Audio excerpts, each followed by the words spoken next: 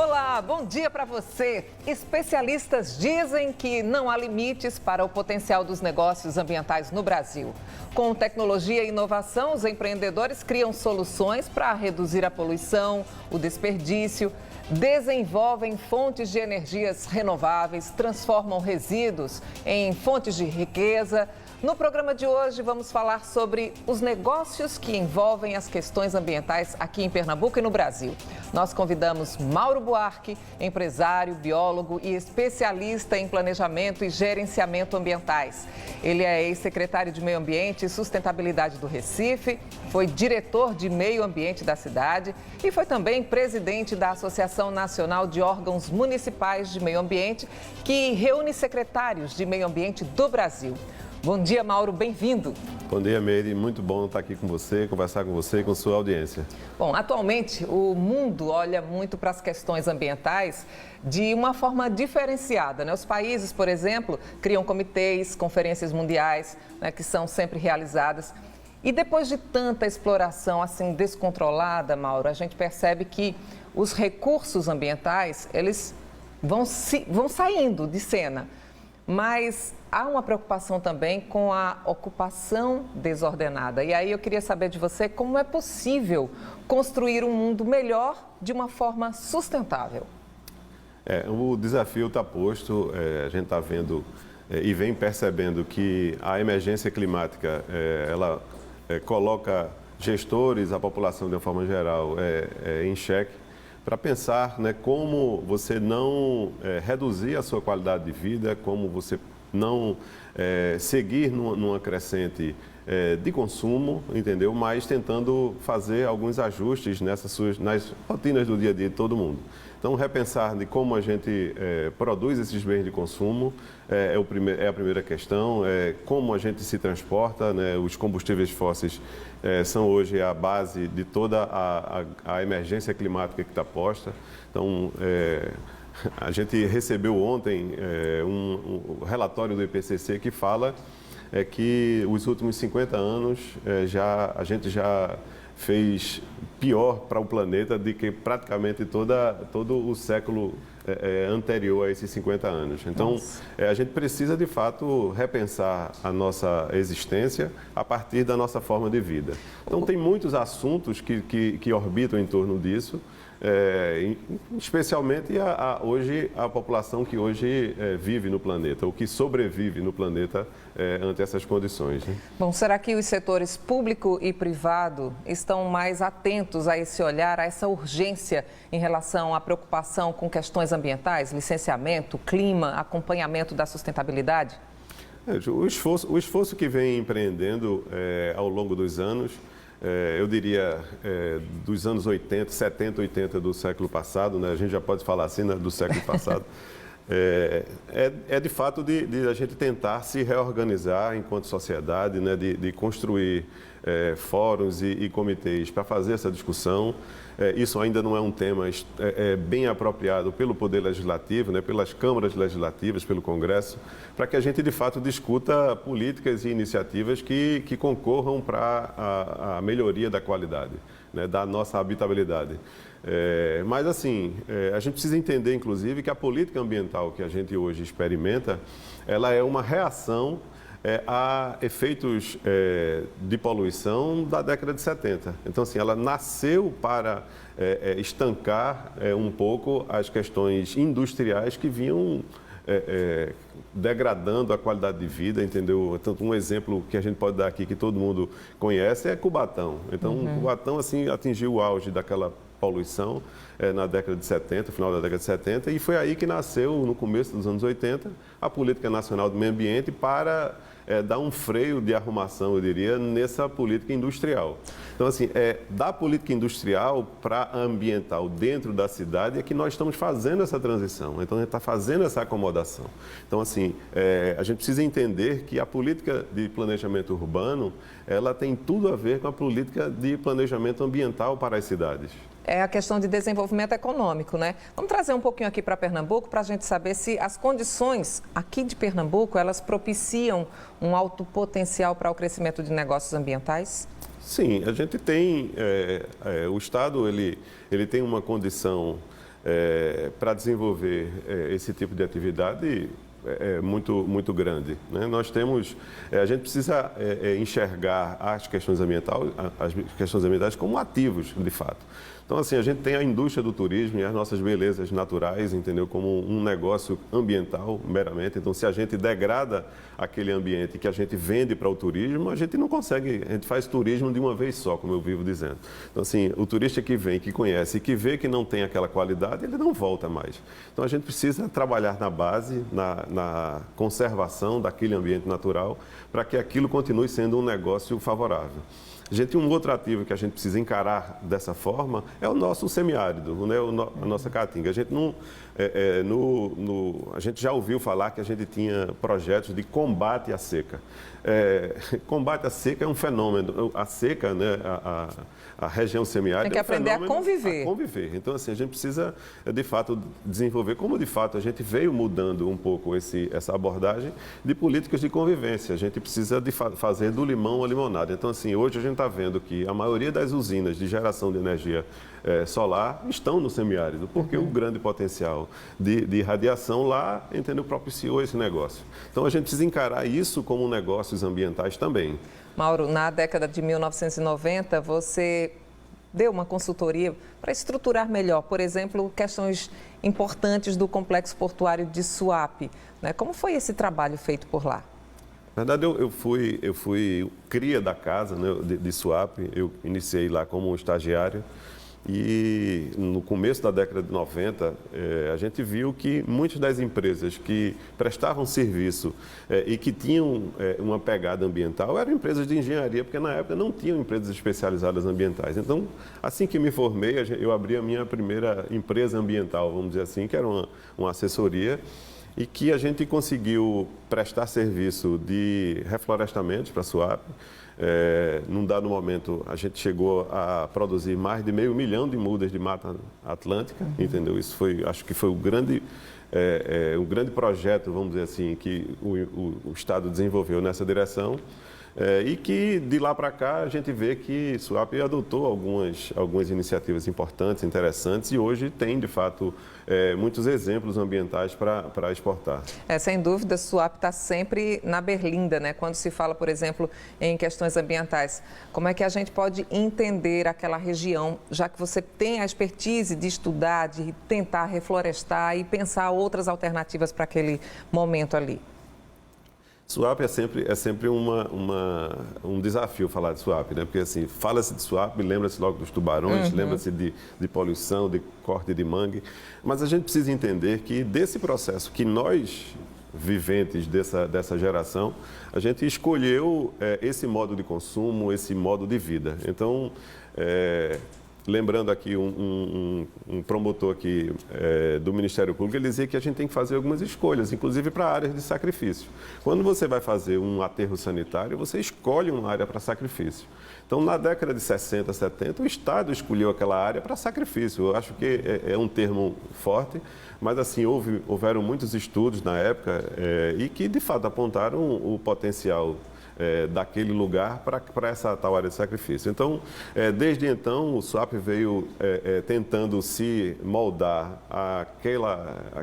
aquele contexto, né, e que reservou uma grande área para reflorestamentos, que é uma forma eficiente de você capturar o carbono que é produzido em processos industriais, de afastar um pouco o desenvolvimento urbano para não ficar tão próximo às indústrias, entendeu? Porque esse convívio nem sempre é tão saudável. Então, assim, você teve alguns mecanismos bem pensados lá. Então, isso é um processo que precisa estar sempre isso não é um processo estanque, é um processo dinâmico. A gente está falando de Suape, mas, assim, os exemplos que você está dando e o trabalho que você fez lá podem se estender para outros setores, outras empresas, né? O Mauro, por exemplo, também requalificou o Jardim Botânico do Recife, que é um refúgio de Mata Atlântica, né? Que fica às margens da BR-232. Qual foi o desafio nesse trabalho, Mauro? No começo já dos anos 2000, eu aqui já como gestor público aqui da Prefeitura do Recife, integrando na época a equipe de Tânia Bacelar, a gente tinha um desafio que era falar sobre política ambiental num município, num estado que não estava plenamente sensibilizado, em que pese todas as ações globais de Eco 92, que você já viu desde a década de 70, você ainda, naquela ocasião, malhava em ferro frio, como a gente diz. Então, o reconhecimento era sempre, eu digo sempre, faço um trocadilho, que você sempre é tratado como criança e cobrado como adulto, o gestor ambiental. Então, porque você nunca tem a atenção devida, o orçamento devido, mas quando você vem, as cobranças são por que não se fez. Enfim, então o desafio era fazer tudo com nada. Então, ali foi um exemplo muito importante de integração de muitos servidores que hoje estão na Prefeitura do Recife, estão como analistas do concurso que a gente conseguiu desenvolver para a criação da Secretaria do Meio Ambiente, né, e de parcerias com aquelas indústrias ali do Complexo do Curado. Então, a gente começou de forma do escambo mesmo. A gente produzia mudas para adquirir um equipamento e depois a gente sensibilizou o prefeito, na época João Paulo, e ele viu que era um equipamento importante para a cidade, para a educação ambiental, para você ter uma interpretação ambiental. A gente fez um equipamento maravilhoso, que era o jardim sensorial para pessoas cegas, entendeu? Para ele ter o contato direto com aroma, com texturas, entendeu? Isso foi inclusivo, entendeu? E também um bom exemplo porque você pode desenvolver com muito pouco recurso e, entendeu? Você vê quantas pessoas visitavam o Jardim Botânico antes daquela intervenção e depois. Hoje é um destino extremamente procurado para pais, para alunos, para escolas e para um lazer de final de semana. É um exemplo de que é possível levar isso também para outros municípios, né, para ocupar outras áreas aqui de Pernambuco. Você, por exemplo, ocupou cargos públicos, né, particulares, privados, enfim, mas sempre envolvido com questões ambientais. Como foi, por exemplo, municipalizar o licenciamento ambiental do Recife? A gente sabe que do lado de cá, a gente sempre imagina aquele processo de autorização da construção, da instalação de algum empreendimento, da ampliação do funcionamento de algum empreendimento e atividade, mas a gente não entende direito desse processo. O que é exatamente esse licenciamento ambiental que é tão importante para o desenvolvimento econômico de uma região? Recife foi uma das últimas capitais brasileiras a municipalizar o licenciamento, né? E a primeira cidade aqui do estado. Então, você vê como Pernambuco estava fora do ritmo, né? Então, aquilo foi um processo importantíssimo, que foi uma decisão estratégica que a gente tomou, que era, de fato, assumir, investir num processo que vinha estruturar a área ambiental do município. Então, é um serviço que um município presta para a sociedade, de fazer o controle prévio das atividades que causem algum impacto ou que consuma algum recurso natural.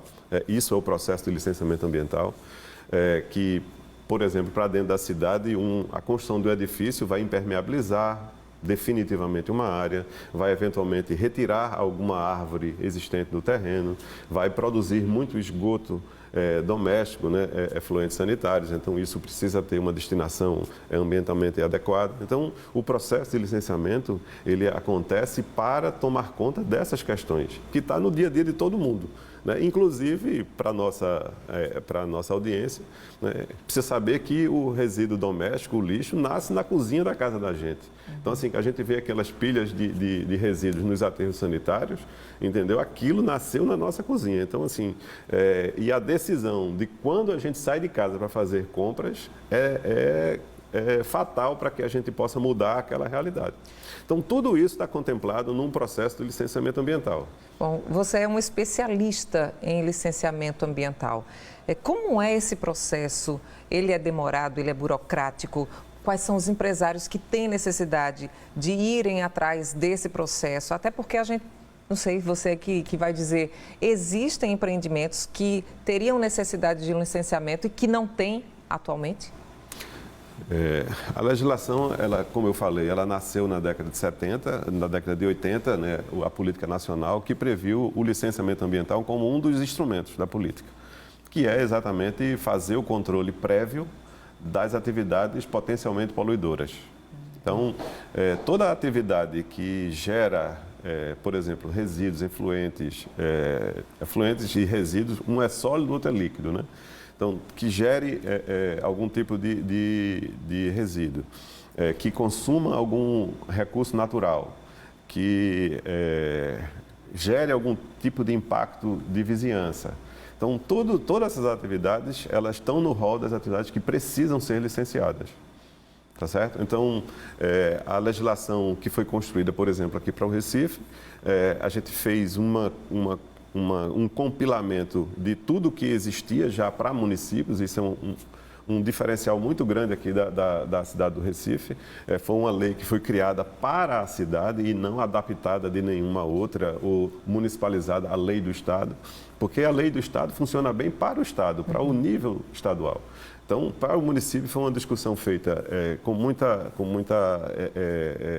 atendendo essas peculiaridades da cidade. A gente tinha uma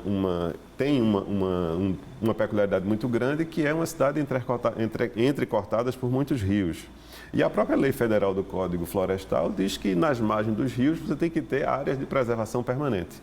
Então, isso foi um debate que começou em 2002, que os ministérios públicos provocaram o município, que catalisou, inclusive, essa municipalização do licenciamento. A gente precisava entender exatamente o que tinha nessa cidade, nessas áreas de preservação permanente. Uma cidade que a gente sabe, Maurícia, que teve sua fase holandesa, que aterrou para fazer cais. Então, eu gosto muito dessa vinculação com o nome das coisas, né? Então, todos os cais que a gente tem na cidade foi da nossa fase holandesa e que foram aterros que a cidade fez, que tomou o espaço das águas. Ô Mauro, hoje em dia, para construir um prédio, por exemplo, no Recife, ou desenvolver uma atividade grande de impacto, a empresa ou o empreendedor precisa respeitar esses critérios que você falou aí ligados ao meio ambiente. Como é que ele faz na prática? Antes, na concepção do projeto, ele já vai até a prefeitura, ele já posta à mesa ali como é que ele quer o projeto, a prefeitura é quem dita as regras ou ele vai com sugestões? É bom a gente separar aqui os assuntos. Então, a gente está falando de uma cidade com muita infraestrutura para a prestação do serviço público, é Recife, mas a gente tem que lembrar que as cidades não tão abastadas de infraestrutura, ela também tem hoje a obrigação, eu diria, de fazer. Então, desde 2011, a Lei Complementar 140 disse que era uma competência constitucional dos municípios a realização do licenciamento ambiental. Então, mas voltando para Recife, hoje Recife dispõe de uma ferramenta de tecnologia para você iniciar o processo de licenciamento. Então, lá nesse portal do licenciamento do Recife, você já consegue acessar a legislação e já dentro do processo de início que o portal ele define, você lá já enquadra a sua atividade e já sabe se é ou não passível de licenciamento. Então, as regras e o procedimento, dependendo do porte dessa atividade, você vai precisar apresentar um estudo ambiental a partir de um rol de informações que o analista da prefeitura precisa saber. Então, na verdade, esse estudo é você antecipar algumas dessas questões que eu já falei aqui. Então, assim, se a minha atividade vai produzir efluentes, mas vai produzir de que natureza, de que volume, para onde a gente vai destinar, onde a gente vai tratar. Então, são respostas que o próprio estudo ambiental já adianta para o analista. Então, a partir disso, se faz algum tipo de controle, de sugestões de complementos ou de uma atividade permanente ao longo da vida daquela licença que você vai precisar fazer. Por exemplo, análises de água, entendeu? Se o seu empreendimento impacta de alguma forma algum recurso hídrico. Então, você vai ficar sempre fazendo amostras de análise de água daquele recurso hídrico para ver se sua atividade está poluindo aquilo. Então, aquilo pode ser mensal, semestral, trimestral, enfim, anual, para que você envie para o órgão e comprovar que sua atividade não está impactando negativamente o ambiente. É importante também que cada cidade, né, tem sua política ambiental, tem a sua responsabilidade e a gente ainda percebe, Mauro, que falta muito para conscientizar, por exemplo, os habitantes, né, desenvolver campanhas de impacto, investir mais em negócios sustentáveis nessa área. Bom, você que passou por tantos cargos públicos, percebe negligência dos órgãos públicos para preservar o meio ambiente da forma como deveria e aproveitar melhor os recursos naturais? Quase sempre essa realidade aflige quem já trabalhou com controle ambiental. Então, hoje você não consegue mais visitar nada, nenhuma cidade e não ficar aquele olhar de fiscal, né? Então, assim, todas as cidades, a cidade menor que a gente visita, as grandes capitais, né? Então você sempre vê que poderia ter um tratamento diferente, né? Poderia ter um engajamento diferente, não só dos agentes públicos, mas da sociedade também. Então, se você vai num destino turístico, né, você precisa precisa entender que todo mundo que atua no segmento do turismo, vamos para a nossa Porto de Galinhas aqui. Então, todo mundo que trabalha naquela cadeia do turismo, seja da gastronomia ou do entretenimento, precisa saber que aquele ambiente natural que Deus foi pródigo com aquele local lá e disponibilizou, se você não mantém, o turista não volta. Né? Então, se ele vê na rua mau cheiro, ou muito lixo, ou até falta de educação, falta de trato com o visitante, ele não volta, porque quem vem para um lazer, ele quer ser bem tratado, ele quer ver coisas boas, bonitas, quer ver ambiente preservado. Quer ver áreas preservadas, né? Você, por exemplo, tem uma praia que está cheia de lixo, que não tem uma coordenação ambiental adequada, que os banhistas estão ali sem uma campanha educativa, você já lamenta de cara, né? Agora, é importante também que quando você, por exemplo, coordenou o plano de gestão sustentável, né? O plano integrado para a área de proteção ambiental lá em Fernando de Noronha. Eu sei que imagino que deve ter sido um grande desafio, né? Deve ter passado por burocracia, entraves, né? Agora, explica como é que foi esse plano, qual foi a importância dele para aquele arquipélago, né? Que hoje é visto pelo mundo inteiro, Mauro. Bem, esse é um plano que está acontecendo, né? Ele está em curso, né? Então, o governo do estado ele contratou o Instituto de Tecnologia, o ITEP. Nós estamos exercendo a função de coordenador técnico desse projeto, que congrega quatro grandes iniciativas, né? Um diagnóstico socioambiental, que inclusive está em curso esse diagnóstico. Depois desse diagnóstico, a gente vai fazer a atualização do estudo de capacidade do arquipélago, né, para que isso impacte não só no plano de manejo da APA estadual, que a APA estadual apenas foi criada e nunca foi regulamentada. Então, a APA vai ser regulamentada, vai ter o plano de manejo e repercutir especialmente no plano de ordenamento urbanístico, que é o plano diretor do arquipélago, que de fato é um destino turístico também aqui do estado, conhecida mundialmente e que precisa ter um tratamento extremamente diferenciado do governo do estado, de quem visita e de quem dela sobrevive, né? É um grande desafio. Olha, gente, depois do intervalo a gente continua a nossa conversa. Nós vamos falar sobre projetos e monitoramento de coleta seletiva para municípios, projetos de educação ambiental, projetos de aterro sanitário e, claro, a expectativa para a retomada da construção da política ambiental nos governos federal e estadual. A gente volta rapidinho. Até já.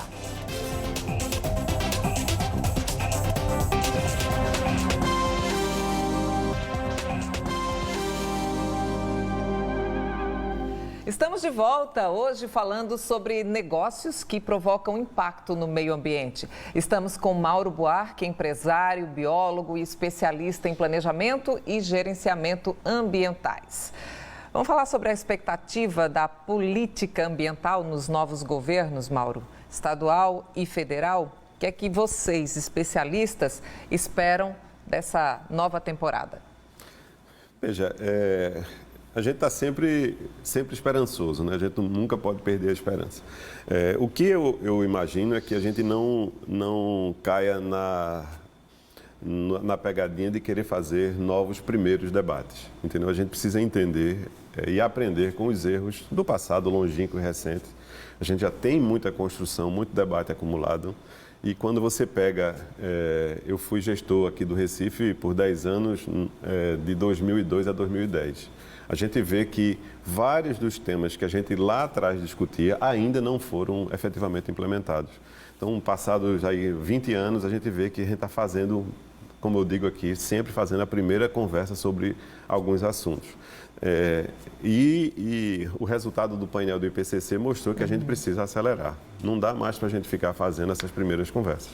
Então, precisamos, de fato, focar em iniciativas e de envolvimento, de engajamento da sociedade, da população de uma forma geral, mas do terceiro setor, do setor produtivo, para que a gente, de fato, consiga implementar uma agenda mais, eu diria, aguerrida em defesa de temas ambientais. Então, eu diria fortemente que os diagnósticos já foram feitos. Então, assim, as grandes cidades já têm seus inventários, por exemplo, de gás de efeito estufa, que, na verdade, é uma radiografia que se faz né, do corpo que é a cidade. Então, a gente já sabe quais são os segmentos que estão poluindo mais. Então, se a gente não muda a legislação do licenciamento ambiental que a gente estava falando aqui, para que os novos empreendimentos eles surjam respeitando e atendendo a critérios modernos, entendeu? E proativos, a gente vai ficar fazendo mais do mesmo com a receita do século passado. Eu dou sempre esse exemplo que ele é muito chocante, que a medicina na década de 50 do século passado receitava cigarro para as grávidas, para elas acalmarem. Meu Deus. Porque, na época, essa era uma receita que era testada e aprovada. Não se via a repercussão daquilo. Então, hoje a gente está fazendo um diagnóstico, a partir de um diagnóstico, atuando com políticas do século passado. A gente precisa trazer modernidade e tecnologia para o licenciamento ambiental. Bom, falando em modernidade e tecnologia, o Mauro, que é um expert aí em licenciamento ambiental, também criou uma plataforma muito importante. Eu gostaria, inclusive, que você explicasse como funciona essa plataforma e como as pessoas e as empresas podem ter acesso, Mauro. Dessa nossa vivência de gestor público e do consultor ambiental, trazendo dessa passagem que a gente fez aqui na Prefeitura do Recife, a gente viu que a dor do setor público e da iniciativa privada é muito grande em vários aspectos. Então, eu diria que o tempo hoje gasto por quem quer empreender na cidade é muito grande, na cidade, no estado, no país. Então, assim, a gente, trazendo essa experiência do setor público, a gente desenvolveu um portal que está em funcionamento já aqui há 4 anos, já está testado e aprovado, hoje já tem mais de 5 mil usuários, para que você otimize os processos e não só otimizar os processos do licenciamento ambiental. Hoje a gente está se integrando com os outros processos de planejamento urbano e de vigilância sanitária. Porque, note que no passado recente, o empreendedor, por exemplo, de um restaurante, de uma farmácia, ele precisava bater em 3 guichês numa prefeitura. No guichê do planejamento urbano, do meio ambiente e da vigilância sanitária. Então, assim, e todos os 3 pediam cópia dos mesmos documentos para cumprir mais ou menos um ritual muito semelhante. Então, o CISofia, que é o nome que a gente batizou a plataforma, que eu digo que é um sistema inteligente, porque Sofia é inteligência, né? Então, a gente trouxe inteligência para um processo que ainda está precisando se modernizar. Sempre vai precisar se modernizar. Para que a gente traga velocidade para um processo que ele é ainda cartorial, mas que a gente não demore tanto para dizer o que é que precisa ser feito. Então, a plataforma ela consegue acelerar isso e de forma remota. Você pode ser um empreendedor do Rio Grande do Sul querendo abrir uma filial aqui no estado ou na cidade que tem essa plataforma, né? Então, ele vai conseguir fazer todos os passos do licenciamento de forma remota. Bom, você passou pelo setor público, hoje é um consultor, né? Tem muitos clientes, né? Eu espero que esses clientes se multipliquem, porque aí há uma necessidade, uma vontade de melhorar o mundo, né? Torná-lo mais sustentável e mais rentável também. Há muitos mercados aqui em Pernambuco, há muitas possibilidades de desenvolvimento nessa área, dentro do que você oferece de licenciamento ambiental.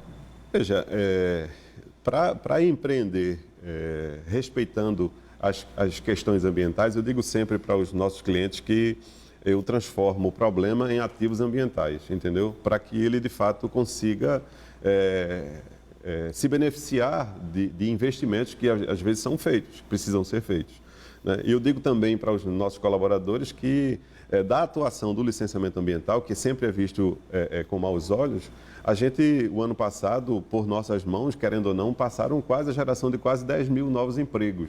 Então, assim, licenciar de forma correta, de forma sustentável, também é promover o desenvolvimento econômico. Então, eu diria que sempre haverá espaço, entendeu? Você sempre tem mercado. A gente falou há pouco sobre produção de mudas.